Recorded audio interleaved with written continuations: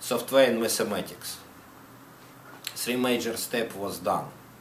Trajectory calculation, utilize mathematics for proper simulation of a flight on a distances up from 1/3 of the Earth's diameter. This was a relatively easy task. Simulation of a space mechanic perfectly fits into well-known equation.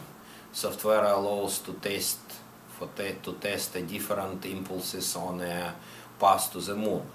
Impulses included two Earth orbit correction, one major burn, one correction on a path to the moon, and major break burn. One correction burn was considered to be in reserve. All burns supposed to be performed by a solid-state engine, and looks like we found a Canadian company capable of building this engine for a Team Plan B. Optimal trajectory uses a gravity of the Sun and the Moon to reach the target. This gives an advantage in initial weight of a craft, but gives a disadvantage in the time of landing. The best landing can occur 2 days before sunrise at landing point. This is critical because craft need to survive Moon's night condition 2 Earth days long before sunrise, and it's very low temperature. It's also need to survive sunrise moment when the charged dust particles can create danger for electronics. On other hand, it can be a benefit. Observation of sunrise can be used for scientific information and also give a chance on a bonus prize for surviving night conditions.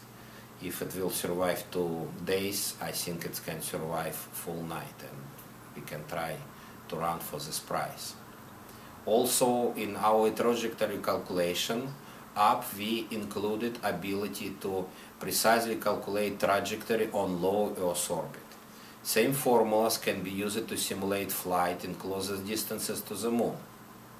And that development in software and formulas implementation was a critical point over the last year.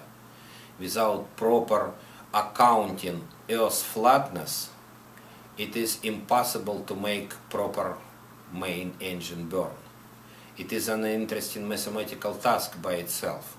When we living on the Earth, 99% of time it doesn't matter does the Earth is flat, round, or stay on a three elephant backs. But to fly around the globe, especially close to the Earth, it is critical to account gravitation inconsistency. It took around 2 months to properly understand all formulas, all partial derivatives from a gravitation potential, to implement and verify all formula and calculation. Verification was a major problem. Simulation can give a position right now for satellite in low Earth orbit with a precision of 1 second. More important, that flatness coefficient for a simulation can be used from a different Earth models and with a different amount. We can use 10, we can use 20, we can use 100, we can use 1000. The simul coefficient for the moon gravity can be accounted for the proper landing location. For sure, Moon's gravitation is better represented by adding to account mass concentrates beneath the Moon surface, but because the direct landing was chosen, it's not critical for now. Basically, what software need is this visualization plus additionally maybe it required accounting velocity of the Earth's rotation. With that last addition, software will be capable to get trajectory from the launch point on the Earth's surface till the landing on the moon. Another critical part in mathematical implementation software development was related to orientation capability for a craft in a flight and for a rover on a surface. to reach the moon needs to achieve 0.3 degree precision of orientation in a time of main engine burn. To properly navigate on a terrain, to climb out of crater half meters deep on the moon, which will be minimum 5 in an area of 10 by 10 meters square. To orient antenna back to the Earth needs to get the same 0.3 degree precision. It's required gyroscope. Available gyro was screened to choose affordable one. It is a solid-state device with more interesting, it's without desirable performance. It cannot sense anything better than 0.05. It's 0.05. What is it 0.5? What does this number mean? Earth's rotation is actually 0.004 to detect Earth's rotation. That means 10 times force to detect the Earth's rotation. How to make it working? How to milk out gyro for desired precision? Well, there are ways. First, to use 3D accelerometer to get gravity vector, but this will solve the problem only for rover. It doesn't work on an orbit. And the solution needs to use at least 2 gyro with a compensation of an axis on each other. And this will double precision from like roughly 0.05 to 0.025 twice. Second one, because it will be minus at each the errors, it will be another gain. And to use proper mathematics for compensate temperature drift. Main drift for a gyro comes from a temperature instability. Another solution is to use on orbit 3D magnetometer to get vector of a magnetic field.